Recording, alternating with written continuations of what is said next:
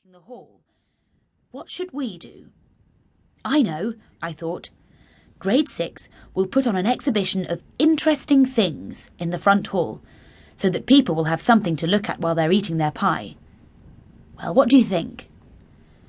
Simon McTavish pretended to yawn noisily, but she ignored him.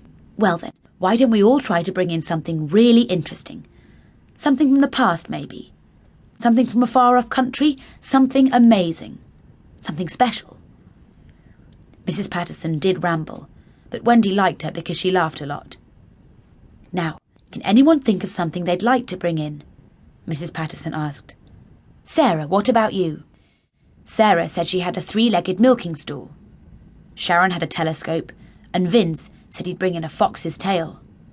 And how about you, Wendy? She asked. There was only one thing Wendy could think of. We've got this old war helmet, miss, she said. It's my grandpa's. He had it in the war.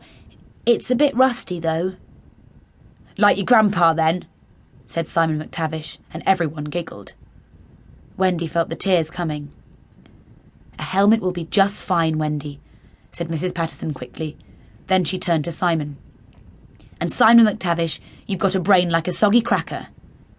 Now they were all laughing at Simon instead, and Wendy suddenly felt a lot better. But for the rest of the day, she kept finding Simon McTavish looking at her. There was a very nasty smile on his face. Chapter 3. Grandpa had his hip operation the next day. Wendy's mother phoned the hospital that evening to find out how he was. He was fine, they said. Still a bit woozy, but doing well. They went to visit him the following evening. He didn't look very well to Wendy. He was thin and pale, with one tube in his arm and another one up his nose. But he seemed happy enough. All done, he said. Good as new. I'll be playing soccer within a week. How's Slinky?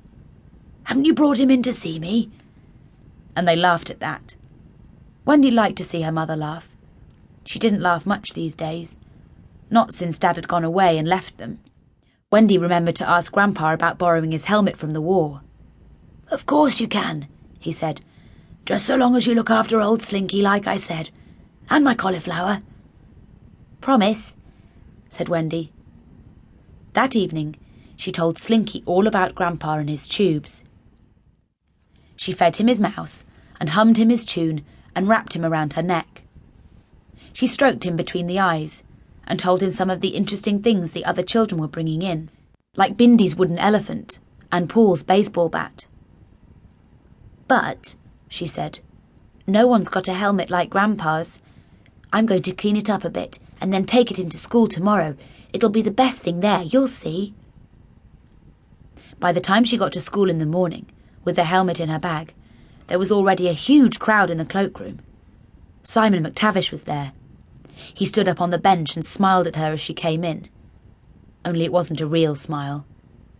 Then he bent down. When he stood up again, there was a helmet on his head. Not a battered old rusty war helmet, but a gleaming yellow firefighter's helmet. Well, Wimpy, what do you think? He asked.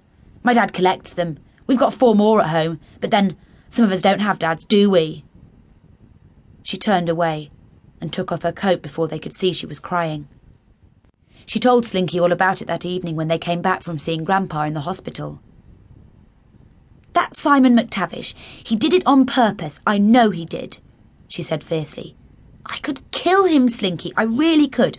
I mean, what would Grandpa's rusty old thing look like next to his? They'd just laugh at it. I left it in my bag. I never showed anyone. I told Mrs. Patterson I'd changed my mind. I think she knew, though. She's not stupid. I said I'd bring in something else tomorrow, but I don't have anything else, do I? And as she was speaking, Slinky was looking right into her eyes. He was trying to tell her something. What about me? He was saying. Why don't you take me? Crazy, she thought. Ridiculous. Then she thought again. No, it wasn't. It was brilliant.